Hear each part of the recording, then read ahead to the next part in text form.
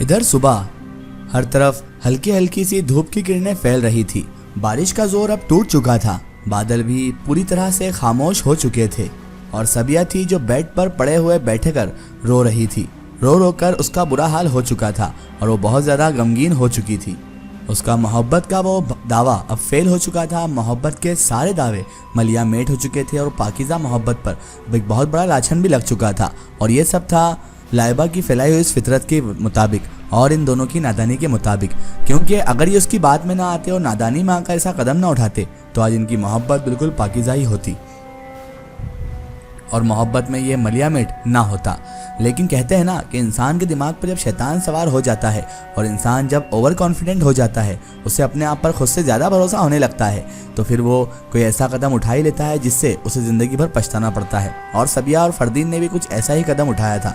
फरदीन के लाख मना करने के बाद भी सबिया ने अपने मोहब्बत में ओवर कॉन्फिडेंट होकर एक रात साथ गुजारने की बात की और फिर उस गोली ने असर दिखाया और शैतान ने अपना काम बताया और इन दोनों ने अपनी मोहब्बत की पाकीज़गी को मलिया मेट कर दिया। फरदीन अब मुसलसल उसे चुप करवाने की कोशिशें कर रहा था कि किसी भी तरह से सबिया चुप हो जाए। और फरदीन कहने लगा, बस करो यार, अब रोने से क्या होगा सबिया, जो होना था वो तो हो चुका।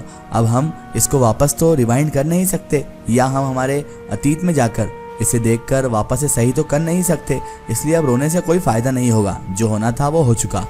तभी सबिया बोली, फरदीन मैं अपने आप का कैसे सामना करूं, और जब मैं अपने आप का ही सामना नहीं कर सकती तो मैं इस सोसाइटी का सामना कैसे करूंगी, कैसे लोगों को फेस करूंगी, और सबसे बड़ी बात मैं लाइबा को कैसे फेस करूंगी, जिसके मुताबिक, जिसकी शर्त के मुताबिक हमने ये रात साथ गुजारने की बात की थी और हमने मोहब्बत के बड़े बड़े दावे भर लिए थे, उसको हम क्या मुँह दिखाएंगे, तुम ही बताओ।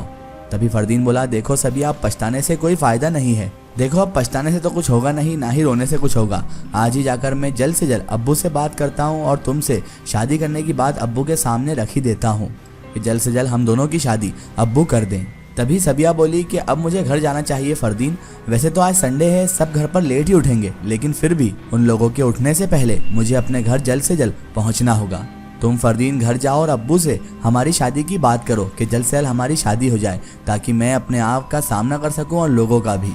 इतने में ही फरदीन का फ़ोन बजा और उसने फ़ोन उठाकर सिर्फ इतना कहा, हेलो कौन।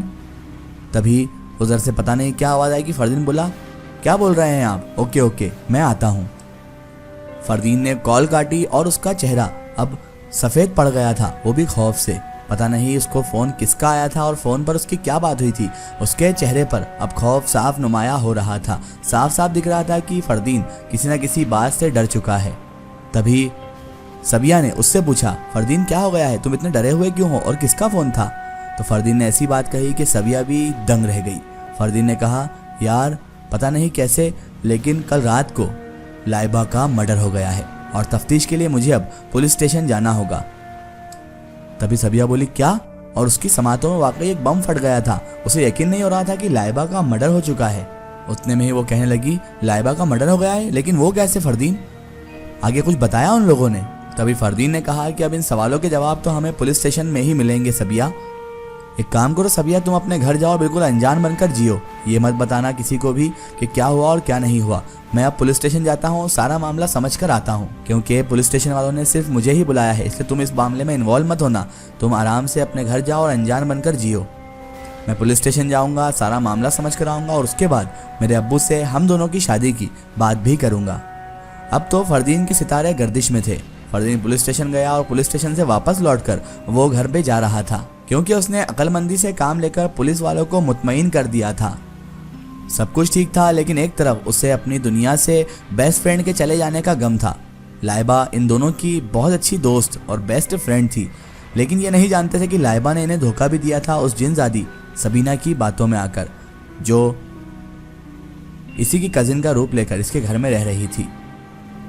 लेकिन कहते हैं ना कि इंसान का जब बुरा वक्त करीब आता है तो वो ऐसे फैसले कर लेता है और ऐसी बातों पर यकीन कर लेता है जिस पर उसे ज़िंदगी भर पछतावा होता है। और अब फरदीन और सबिया की हालत भी कुछ इस तरह की ही थी। फरदीन इधर परेशान था और सबिया उधर परेशान मौजूद थी। एक तरफ तो उसे अपनी बेस्ट फ्रेंड के खोने का दुख था, तो दूसरी तरफ उसे सबिया की नज़रों में से गिर जाने का भी बहुत दुख था कि सबिया क्या सोचेगी कि मैं एक रात भी अपने ऊपर कंट्रोल ना रख पाया और ना ही वो रख पाई अपने ऊपर कंट्रोल, और मैंने उसके साथ वो सब कर दिया जो मुझे नहीं करना चाहिए था। अभी फरदीन यही सोचते हुए और यही सारी बातों की गुत्थी सुलझाते हुए कार ड्राइव कर रहा था, तभी इतने में ही उसका फ़ोन बजा। फ़ोन सुमैया का था। सुमैया यानी कि वही सबीना नामी जिनजादी। और जैसे ही इधर फरदीन ने कॉल उठाया तो उस सुमैया ने यानी कि सबीना जिनजादी ने रोना शुरू कर दिया। तभी फरदीन ने इधर से कहा, क्या हुआ सुमैया, तुम क्यों रो रही हो, क्या हुआ मुझे बताओ। तभी वो बोली, फरदीन आप कहाँ हैं, खुदा के लिए जल्दी से हॉस्पिटल आ जाएं, यहाँ सब कुछ तबाह हो गया है, हमारे ताया जान को हार्ट अटैक आ चुका है, जल्दी से आप हॉस्पिटल आ जाएं और अब ताया जान आईसीयू में है, प्लीज आप जल्द से जल्द यहाँ आ जाएं। वो अल्फाज थे या आइटम बम जो फरदीन के दिल पर गिर रहे थे, क्योंकि फरदीन को यकीन ही नहीं आ रहा था कि वालिद साहब को अचानक से अटैक कैसे आ गया। न जाने क्यों फरदीन की तकदीर इम्तिहान पर इम्तिहान लिए जा रही थी, उसकी परीक्षा पर परीक्षा लिए जा रही थी। फरदीन अब फटाफट हॉस्पिटल पहुंचता है और वहां जाकर जैसे ही वो पहुंचता है तो उसे मालूम पड़ता है कि उनकी हालत अब खतरे से तो बाहर है। नर्स से वो पूछता है कि क्या हुआ, तो नर्स यही बताती है कि खतरे से तो बाहर है, लेकिन आप अंदर जाने से पहले एक बात हमारी गौर से सुन लें, उनके सामने कोई भी बात उनके मिजाज के खिलाफ की हरगिज़ ना करना, उनके सामने कोई ऐसी बात ना करना जिससे वो खफा हो जाएं या गुस्सा हो, वरना अगर उनको एक और अटैक आ गया तो वो जानलेवा साबित हो सकता है और उसमें उनकी जान जा सकती है। और उसके बाद वो नर्स वहाँ से चली गई। फरदीन को आज हॉस्पिटल में दूसरा दिन था और सुमैया भी उसके साथ चिपकी हुई थी, सुमैया यानी कि वही सबीना जिनजादी। मगर फरदीन ने दूसरे दिन ज़बरदस्ती उसे वहाँ से घर भेज दिया। उसके बाद फरदीन कमरे में दाखिल हुआ और बेड के पास पड़े हुए बेंच पर बैठते हुए बोला, अब्बू अब आपकी तबीयत कैसी है। सदाकत अली साहब मुस्कुराते हुए बोले, अब मैं पहले से बेहतर हूँ बेटा फरदीन। तभी फरदीन ने अपने वालिद साहब से पूछा, अब्बा जान आपने ऐसी कौन सी टेंशन ले ली जो आपकी सारी हदों से बाहर हो गई और आप जैसे चुस्त फुस्त इंसान को अटैक तक जैसी बीमारी हो गई। तभी उसके अब्बू जान ने कहा, बस बेटा ये तो उम्र का तकाजा है, अब उम्र ढलती जा रही है तो धीरे धीरे बीमारियों का घर बढ़ते जा रहा है और तुम्हें पता ही है कि बुढ़ापा जब आता है तो 10 बीमारियों को साथ लेकर ही आता है। असल में बात यह है बेटा कि बिजनेस में बहुत बड़ा नुकसान हो गया है और जब से मुझे अटैक आया है तो ये भी पता चल चुका है कि जिंदगी का अब कोई भरोसा नहीं रहा है बेटा, और मैं तुम्हारे लिए बहुत फिक्रमंद हूँ मेरे बेटे। अब मैं चाहता हूँ कि मेरी जिंदगी में ही उसे तुम्हारी दुल्हन बना दूं मैं। बस बेटा अब तुम्हें अपने बाप की जरा सी भी परवाह है और तुम्हें मुझसे जरा सी भी मोहब्बत है तो तुम्हें परसों के ही दिन सुमैया से शादी करना होगी।